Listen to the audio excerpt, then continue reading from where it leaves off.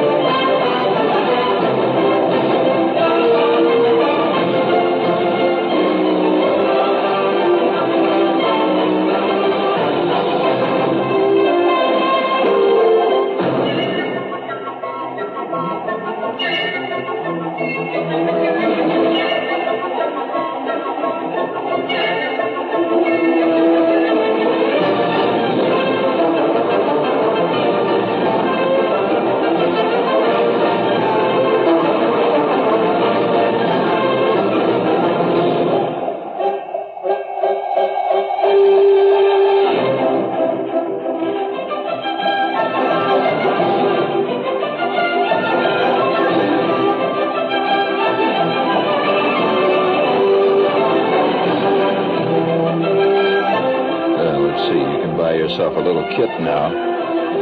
It says gold panning in your kitchen sink. Lots of fun, unusual gift. We supply equipment, instructions, a liberal amount of sand, I'll bet, containing gold. You supply a little water, you can pan gold in your kitchen sink. Oh my God, where will it ever end?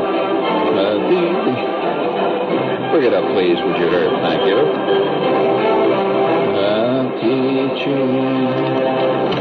Oh, by the way, since this is kind of a new year yet, it'll be new. I'd say that the year will be new to most of us till, would you guess, about the middle of July, roughly? And you will accept 1973 as an official year. That's right. And you'll actually start writing it on the checks and stuff like that. You know, I'll tell you. So the craziest things, though, the other day. You know, this whole business of time really, makes a guy's mind turn to cottage cheese. Like the other day, a guy gave me a check, see, and I just deposited it in the bank, just like with a couple other checks. And a couple of days later, I get a call from the bank, and I said, hey, there's something funny with this check. And I said, what? So, well, we'll send it. You can take a look at it. And the check comes back to me. That I had deposited. It says, that was the other guy's check. And it said on there, on a check, it said December 2nd, 1956. And I said, what the hell, December 2nd, 1956? And they had circled it, So I called the guy up. And I said, hey, you wrote December 2nd, 1956 on a check here. And while I have nothing against that year or that day, particularly, it's a kind of an unusual thing to write on a check that you just gave me, like a couple of months ago. And he said, doggone it. That kind of, doggone it. And I said, what's the matter, Harold? He says, doggone it, did I do that again? I said, well, I guess you did do it again. I said, why, do you do this often? He said, well, it isn't always 1956. Sometimes it's 1958 I write on checks. I said, what made this guy's inner clock, whatever it is, the inner clock we have, what made him stop in 1956? I mean, I wonder what happened, if you take the average guy who's sound asleep, see, and he's laying there, and his mind is way out in lower Slavovia or upper Tibet or someplace, and he's lying there and he's asleep. And you shake him real hard. You say, hey, quick. What year is it? What time? What year is it? 1961. And I'm just curious, where your mind stops like that. But, it's all part of the confusion of the day. There's a confusion that's always rampant, but it's even more rampant today due to the multiplicity of media and the multiplicity of event compiling systems. How you like that? You see, it's all part of the new Shepherd, where you use, really really deep, penetrating phrases, the multiplicity of event compiling media. You realize what an event compiling media is. Well, that's your wristwatch. It compiles the number of hours that have transpired since, there's all kinds of trick words you can work out that make you sound very intelligent. And that's not easy with many of us. Fakery is part of the game of life. Speaking of games, here recently we did a little thing on, the significance of games. That games often tell about the tenor of the times far more than the real things that people do. In fact, there's a well-developed theory along that one of the reasons why football is so fantastically popular in our day and age is because this is a violent day, and football is only part of the violence of our time. And this is, this can be paralleled with other times when fantastically violent games were popular during violent periods. For example, feeding the Christians to the lions in the Colosseum. That was a pretty exciting afternoon, and if you went out there and got a program, we're cheering the lions or the Christians, depending on, whether you're an animal cuckoo or not. I suspect most of the animal cuckoos would have been cheering the lions, But nevertheless, the fact is that was a pretty violent time. I mean, the Romans were pretty good at clobbering heads in many different directions in their day. So violent sports tend to follow violent times. And, have you noticed that the only time we everybody's really hip on chess is when we have a chess player that don't act like a chess player. He psychs his opponent out and he blows his nose loudly whenever the guy's about to make a move. As soon as it looks like he's getting trapped, he says, I quit, take the TV cameras out, that's not, in other words, it's all flim-flammery. That's what gets the people, not the game of chess.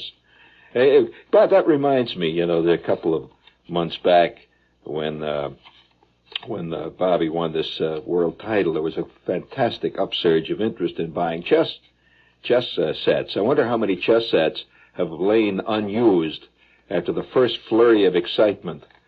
It's packed down there with all the unfinished amplifier kits, which were purchased from Heath at one time, and all the unfinished model airplanes that never got finished. You finished half of the body, and there it is. The plans, and the other half is still pinned to the board, and it's down in the basement there, or in the closet. Hey, that reminds me. Speaking of the basement, tonight's subject is the basement. If you don't mind, I'll give you a warning. Hey, there's a note up there. It says we have a commercial for beech nut. What is this, beech nut chewing tobacco? Is it?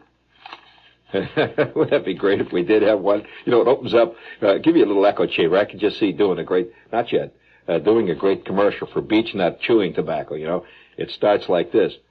What doing? Yes, the most accurate man in your crowd chews beech nut. Watch for beech nut at the sound of Pitui. Thank you. Let's hit the real beech nut spot, Herb. This is Fred, walking into his favorite drugstore. Hi, Fred. Hello, Steve. How's everything going? Pretty good. 54 years ago, Fred's grandfather bought him his first roll of lifesavers. Take out for two, Steve. And now he's doing the same. Nostalgia over lifesavers. His grandson. Here you are, Freddie. Peppermint. Gee, thanks, Grandpa. Grandsons are why grandfathers should always buy plenty of lifesavers. Lifesavers, a part of living. 'Cause their great flavor has been around for years and years. And folks have found there's nothing quite like Lifesavers, a part of living. Lifesavers is a registered trademark. Yeah. You can't go around there discriminately hollering lifesaver. You get on all that patent stuff. Yes, sir. Beech nut, it says. Is that what that was? That's very nice. Nostalgia is creeping in everywhere. 87 years ago, Clarence bought his first fly swatter, and now he's buying a fly swatter for his we have a note here. Somebody says, Shepard, you're right about games. He said, have you seen the newest fantastic games? Bamberger's has a collection of them. Here's a game, for example, you can play today called Beat Detroit. It says if you travel 50,000 miles on $7,000 before your car falls apart, you've beat Detroit. Each player begins in the car dealership with a new car. You know, when you start out, you each get a new car. $7,000 in funny money and a warranty. But as it is in real life, the odds are well stacked against anyone beating the system. With a lot of luck and a minimum of skill, you can prevent yourself from being the victim of many obstacles that await you on your trip. See, the important thing is a minimum of skill. Very few people want to play a game that requires a maximum of skill and a minimum of luck. That would show up too many real... You know, that's true. A lot of people gave up playing Scrabble because they discovered they were dumb. Oh, wow. You know, they did. And not much luck in winning a game of that. And for that reason, a lot of people have permanently given up. And now they're playing this game, this great new game from Bamberger's called Lie, Cheat, and Steal. And, yeah, that's the name of the game. It says, in this tongue-in-cheek political game, it is possible to win by playing scrupulously honest or by cheating shamelessly. You win by accumulating money and buying votes. Whether you take just that which is due to you or perhaps cheat a little is entirely up to you. But don't get caught or you're likely to spend some time in jail. Well, of course, that deviates from real life right there. I mean, very few politicians that are cheating on the, buying votes. I never heard of a, guy. But nevertheless, that's a typical game of our time. No, I'm not inventing lie, cheat, and steal. Or how would you like to play Airport? Airport. It says, run your own airline with a unique game about one of today's largest industries. Workers go on strike, flights are grounded by bad weather, a computer breakdown causes reservation mix-up, and a hijacker forces a Florida-bound flight to make an unscheduled stop in Cuba. An intriguing game of the actual intricacies involved in the operation of an airline. First one that makes $1 million wins. Yes, sirree. Oh, yeah. It's all a spin-off, real life. By the way, if you're, it's a spin-off, sure. For those of you who are fans of slob art, you can now buy a talking toilet. It says a wildest party idea of the year.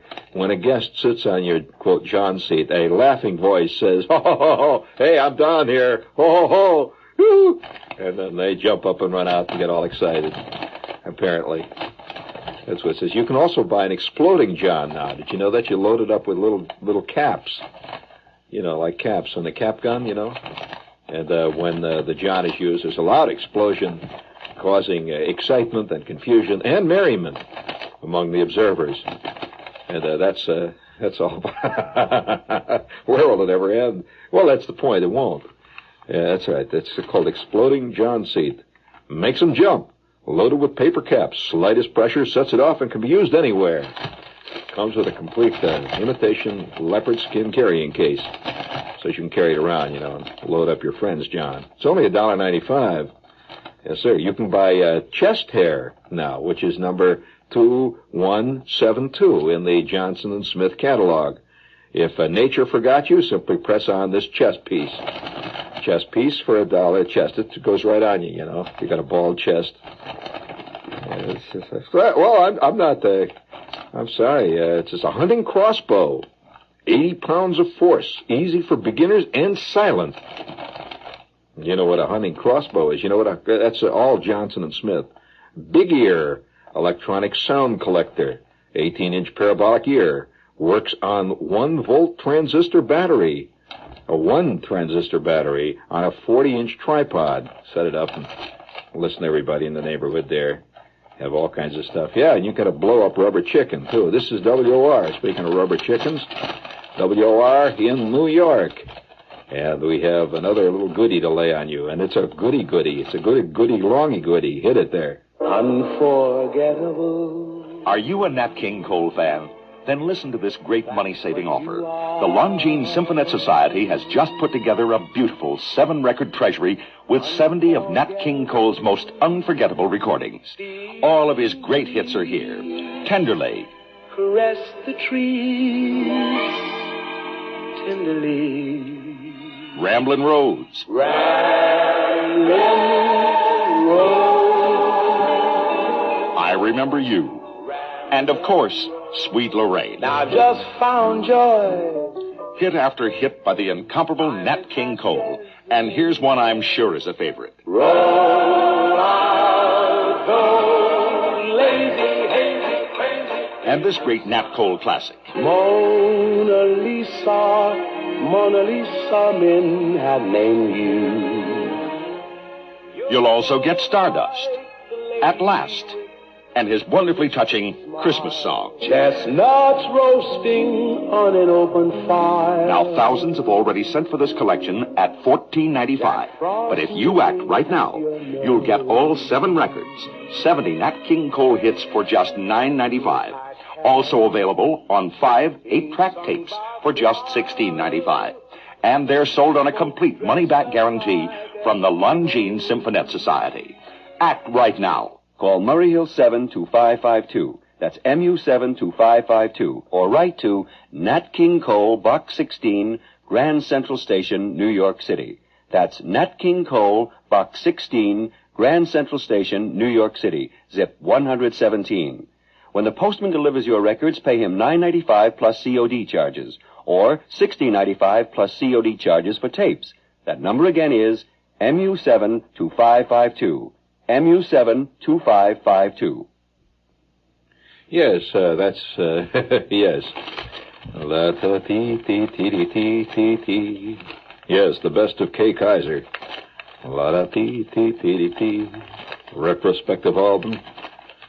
La-da-ti-ti-ti-ti. Yeah, when will all that stop? That, that nostalgia stuff. It just never seems to stop. You know, can't you imagine the complete works of Sammy Kaye? Mm-hmm. Well, you can. I'm sorry. I can. I mean, I can picture anything. It's just, I think, I wonder whether or not the devil is behind all this. Oh, that's, there's a theory that's right. The demonology, the devil theory is very prevalent these days. And the devil works in mysterious ways, as we all know. And if the devil were to come, and insert in your brain an idea that you'd like to buy, 400 volumes featuring the best of Tommy Tucker's band, with an additional extra bonus volume of, the best of Blue Baron. And if somebody, if the devil inserted that in your head, you realize, what's the matter? Are you thinking about that? Well, you could realize that means that the civilization as we know it, is slowly crumbling, and to the point now where it's hard to tell the real from the true, and the true from the real, and the unreal from the unreal, and all the way down the line. But if the devil had done that to you, I mean, how would you know it? You wouldn't know it. See, the devil doesn't come and talk in your ear and say, hey, this is the devil. Hey, this is the devil. How would you like to have a retrospective Blue Baron album, huh? That's what you need. With the Don Brown and the 3 two-timers singing Roll Out the Barrel. That's a fantastic collector's item. Well, the devil does speak in many different tongues. And the most subtle of all the tongues is the one that speaks to you, and of course in a forked tongue, I must say, that speaks to you of various wants that you think you have. You're walking down the street, and suddenly the devil says, hey, how would you like to have a hand-painted turtle? A hand-painted turtle with a skyline of Manhattan, with the signature of John Lindsay on it. Well, you don't know the devil is saying that to you. All of a sudden you're walking past and you get this terrible desire to own a hand-painted turtle. And now don't laugh. Did I ever tell you about the turtle painter I met? I actually talked to and met and discussed the turtle painter. discussed his frustrations with his chosen career. That right up, yes. Well, of course, you can't really say a man chooses his career, especially if it's painting turtles. I think it's a call that comes to you. It's a great calling. I'm sure that Picasso did not choose his career. His career chose him, right? I mean, it's a call. It's a call, and most of us have a call of one kind or another in our lives, and it may be a measly call.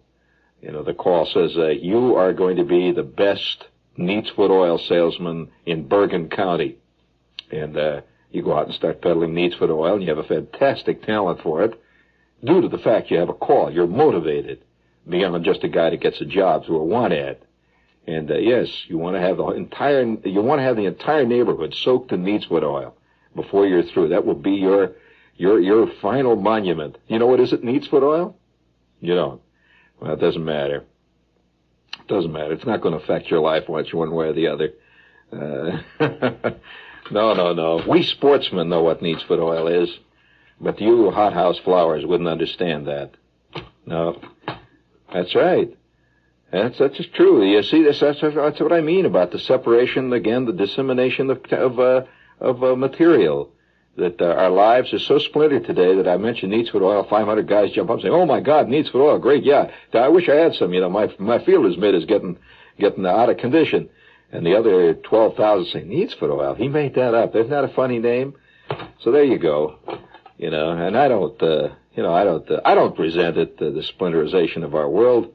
It must have always been that way, one way or another. And it's getting, we're just getting more naturally attuned to it. But nevertheless, the devil speaks in many ways, and it speaks in many tongues. And as I said, that when you were walking around and looking at the world, you don't know whether the devil is motivating you to do that. Now, how many guys have gone out and bought another car when they got a great car? See, the car, it's working great. They've had it for 3 or 4 years. The car is great. They're getting 28 miles to the gallon. Haven't burned any oil, since 1969, and and that's running on the original set of plugs. And what makes him go out and get another one, which has the new silly putty transmission in it, comes with the new balsa wood frame, and within 3 days he knows that it's been, it's a total fiasco. Why? But what made him buy it? You think advertising did it? Advertising's been around for a long time. No. Could it be it's the devil? That's right. It comes, "Hey, look at that new wraparound windshield." Maybe it's the devil. I think it's, the devil is what causes the discontent in people's lives. The devil keeps saying, "Hey, listen, you settled for that chick. My God, you have no idea what you're missing. You ought to see that, the fat one down there in the steno pool, that's the one. Wow." And of course the devil is telling you these things, but he never comes right out and sits there and has coffee with you, and asks you to sign a charter, or stick a pin in your finger and sign it in blood. That's all metaphysical, that's all abstract. So, in fact, I was the first truly frustrated artist that I've ever known. Truly, and he was really frustrated. Was, there's a myth about the frustrated artist. I've known a lot of artists in my time, and not many of them are frustrated. A lot of them are mad at their agent, and a lot of them are bugged at the gallery, or they're TO'd. They're really bugged. They're really ticked off, because of their publisher, that kind of stuff. But they're frustrated, not too often. But I did meet a real frustrated artist. You know this place up here on Broadway, where they sell the fake headlines, caught in panty raid, that kind of real. I didn't think they even used phrase, but there I saw a headline the other day, right in Broadway. It's supposed to be a very hip place, it says, you just fill in your name. It says, Charlie Grumbick, caught in panty raid in Manhattan, and that kind of stuff. You've seen those headlines. Well, that same place, they have in there, they have slot machines, they have these, all kinds of games where you test your love power. You've seen those, you grab the handles, You put in a quarter or something. It used to be a nickel, now it's a quarter, see? Test your love power. And you grab these handles, and it goes up to the top, or it says nothing. Forget it. Become a Franciscan monk. That kind of stuff. and so up and down the line, you've been in this place. Well, they used to have a guy. Where he is, I don't know now. But I don't know. That's something bad in my head tonight, so it's probably the devil speaking through me again. But, well, let's see. We've done... before we go any further, I'm taking the side of the devil here tonight. And I'd like to recommend that if you're going to come into town and you'd like to have some Chinese food cooked in the inimitable, inscrutable, sinister style of the Chinese, it is. This is the kind of stuff that Fu Manchu would have really flipped over. Really great. In fact, he used to eat here years ago when he was taking his undergraduate work at Columbia. He did, Dr. Fu Manchu studied at Columbia for a while. He studied fungiology. Did you know that? Yeah, he's a fungiologist. Fungi, man. And he was the first guy that worked out a fantastic spore. It had a lot of cross-pollination went into that. And he created out of a very rare spore a strain of man-eating fungus. A fungus is one, fungi, or fungi is the plural. Yes, that's right. It sounds like a bad Italian word. But nevertheless, he created these man-eating funguses, fungi. And he did this as his PhD thesis, by the way. And while he was studying at Columbia, he used to eat at the House of Chan a lot. It's at 52nd Street, 7th Avenue. And you just come in there and ask for the Fu Special. It's fantastic. Make your nose sweat. And it's on the corner of 52nd and 7th Avenues right here in town. And they're open 7 days a week. It's a great restaurant. They have a nice little barsy there. You can come in and have a drinky poo. And, by the way, this is the devil speaking to you now. They have a little drinky poo. And they have a special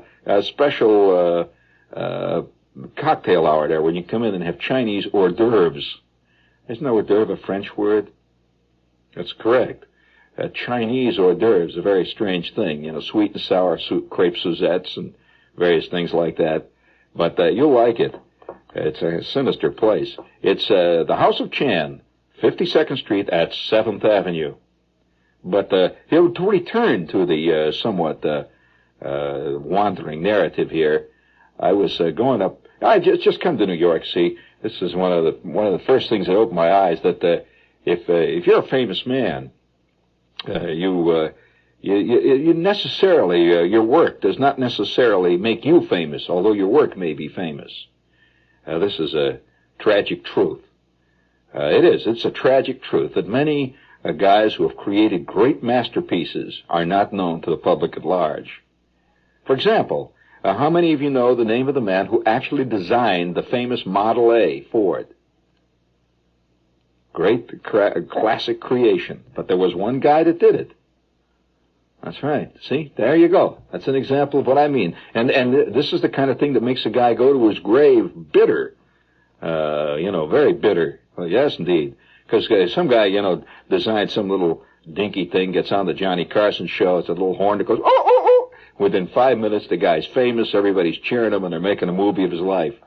And but other guys, unsung, heroic, usually very stoical people, solid and brave.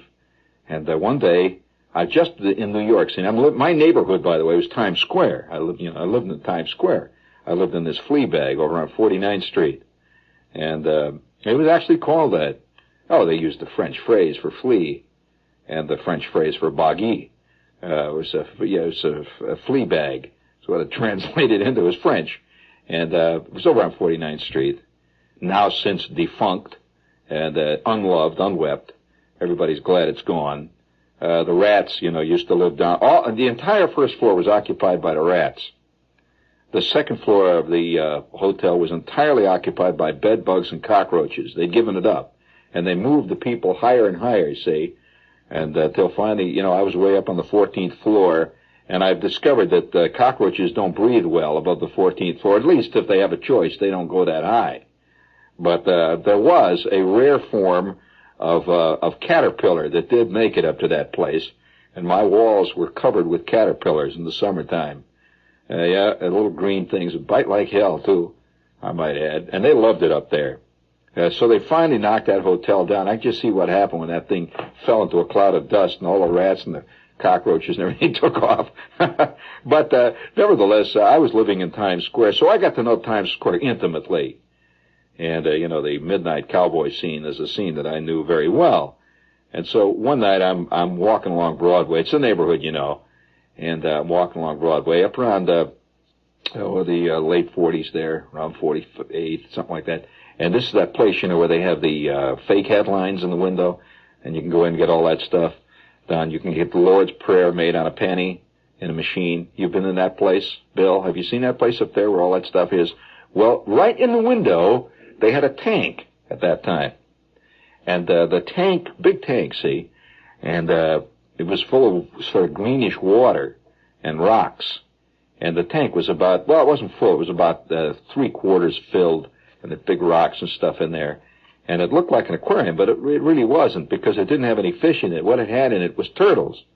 It had about, maybe 200 or 300 turtles. They were all about the size of a quarter, those little turtles. And they were fantastic turtles. They were all painted. Now, for example, you could get a view of Broadway looking south, and on the back of the turtle. And then there was another turtle swimming next to him, a view of Broadway looking north. You could get a picture of the Empire State Building in full color. These are all beautiful colors on the back of the turtles.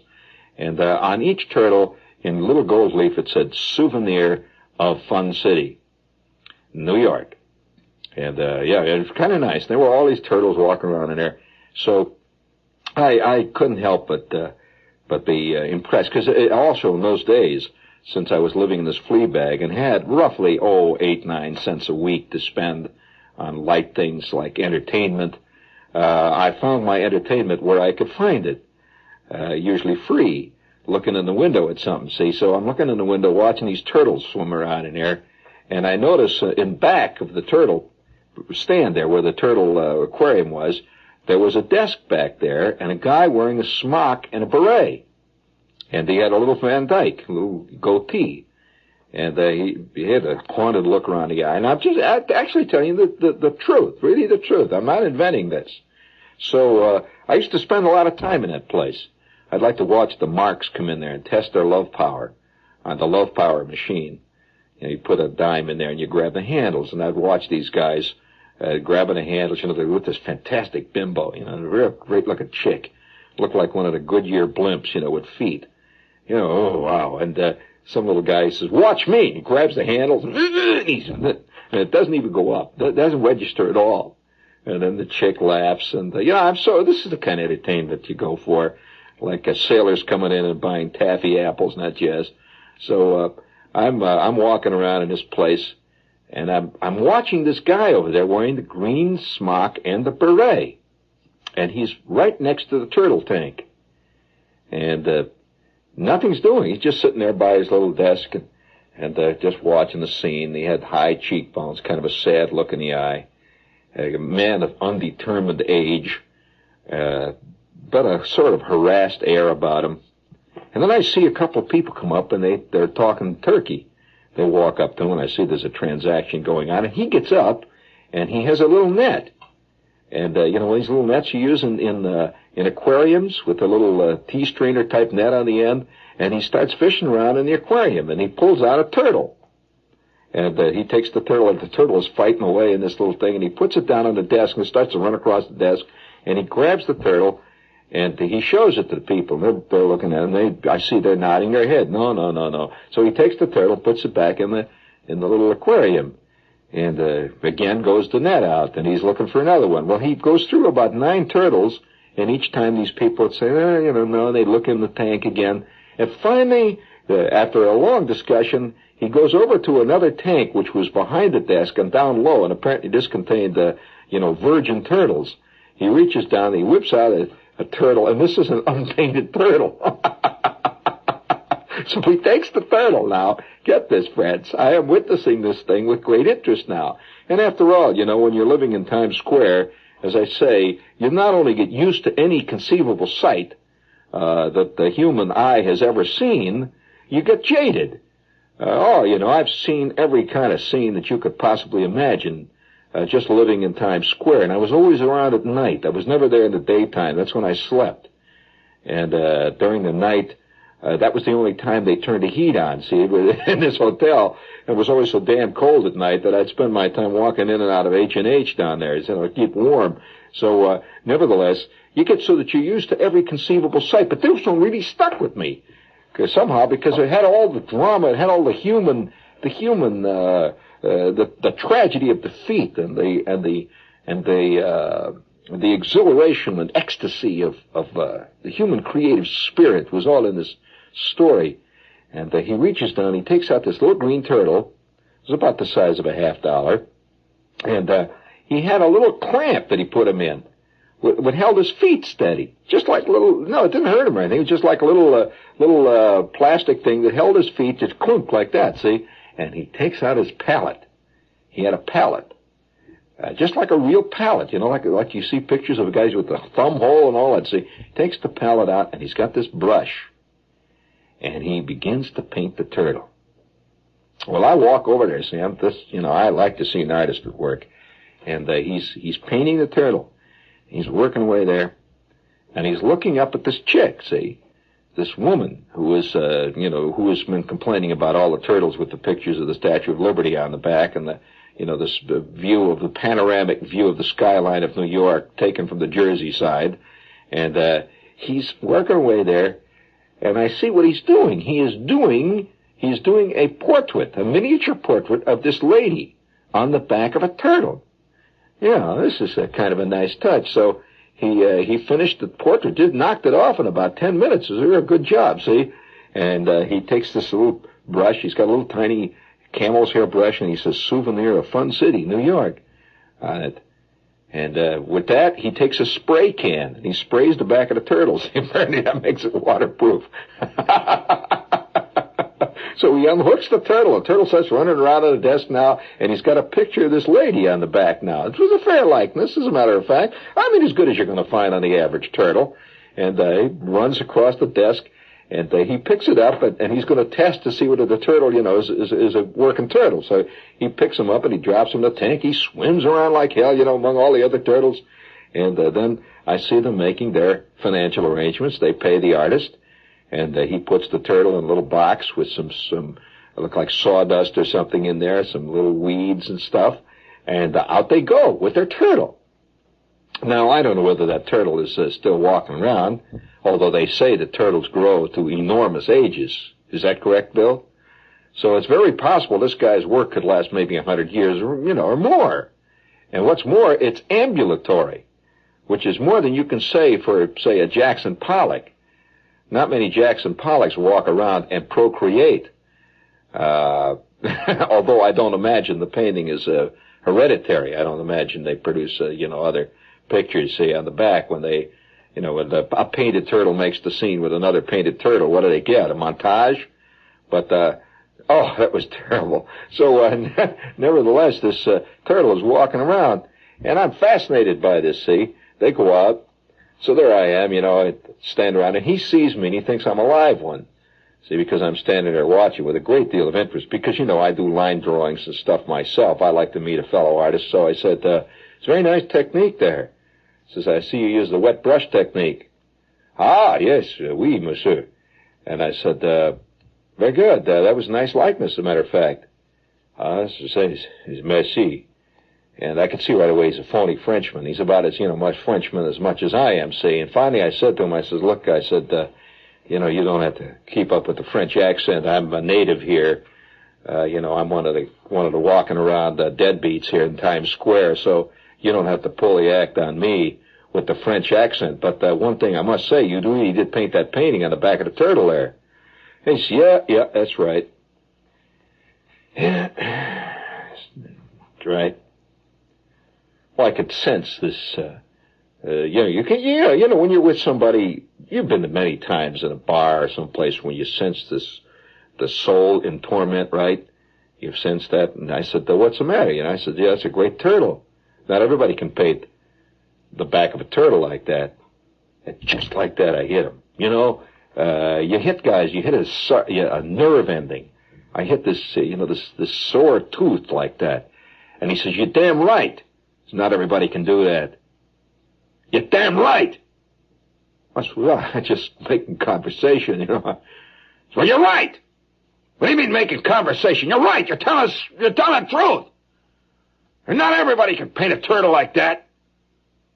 Best damn turtle paint in the country. Well, yeah, I wouldn't doubt it. I mean, you're on Broadway.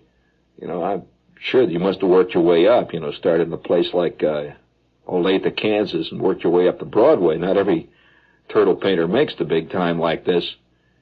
And he looked up at me. He says, are you putting me on? I says, no, I'm not. I'm not putting you on.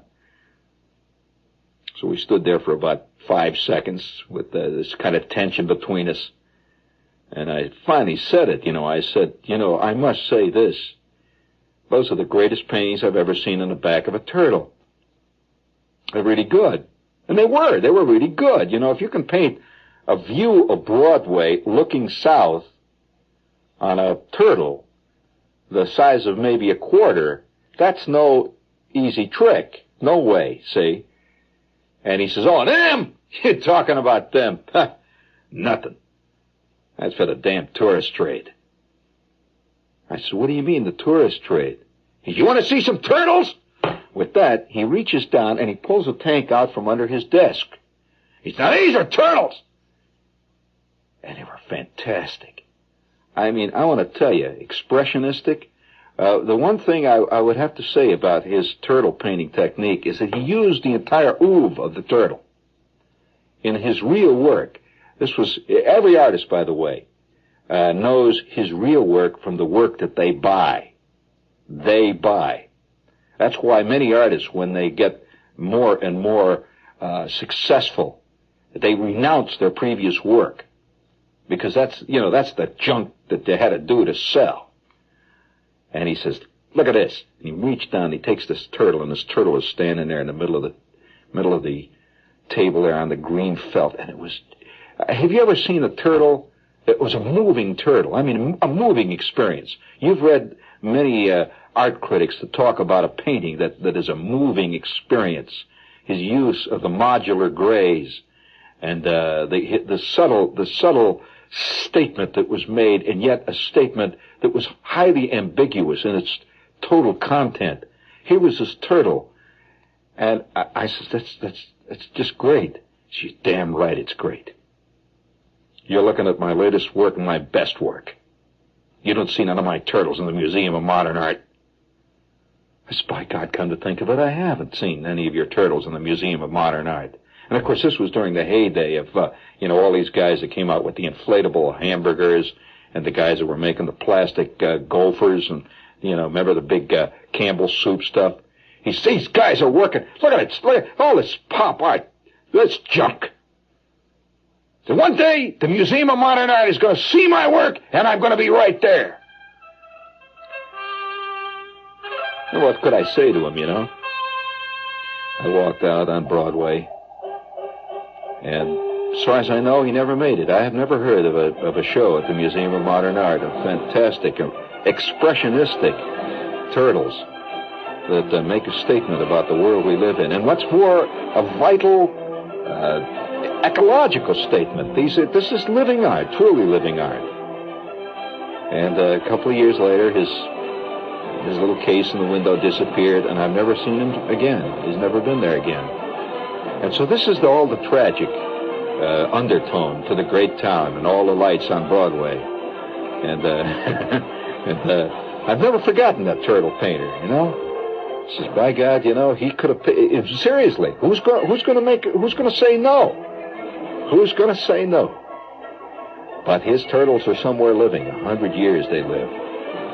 And maybe 75, 80 years from now, out of the weeds someplace, this fantastic turtle will crawl out with one of the great unsung works of a modern artist. And somebody will discover it. And he didn't even sign his work, which is, by the way, the the key hallmark of true genius. Never signed his work. His work is more important than he is. I mean, you'd recognize one of his works instantly. You don't have to sign. You don't think for a minute that Botticelli had to write the Fred Botticelli on the bottom of every magnificent gold salt shaker he made. Oh, no. And Da Vinci didn't write Da Vinci all over those nymphs and dryads and angels and all that stuff on the ceiling there. No way. Michelangelo? Nah. Work stands for itself. Somewhere, probably hiding in a drain someplace, is a magnificent work of unparalleled 20th century art. Yeah. This is WOR New York. Hey, don't listen. Stay tuned for Lester Smith and the news.